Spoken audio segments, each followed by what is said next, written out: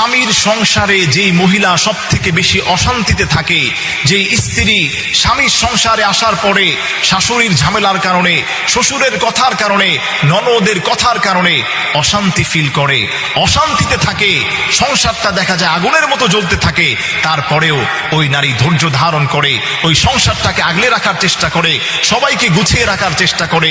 যত বেশি অশান্তিতে থাক না কেন, আল্লাহ সুবহানাহু ওয়া তাআলা একজন হচ্ছেন প্রকৃত বিচারক, তিনি কখনোই কারো উপর জুলুম করেন না।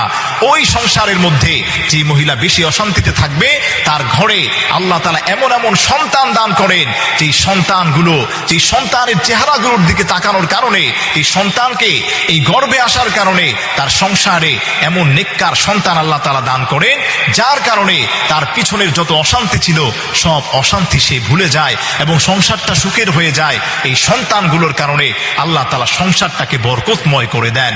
এজন্য প্রিয় মা বোনেরা, অশান্তি হলে খবরদার স্বামীকে ছেড়ে নিজের বাবার বাড়ি চলে যাবেন না, স্বামীকে ছোট করবেন না, স্বামীকে ডিভোর্স দেওয়ার মতো সাহস করবেন না।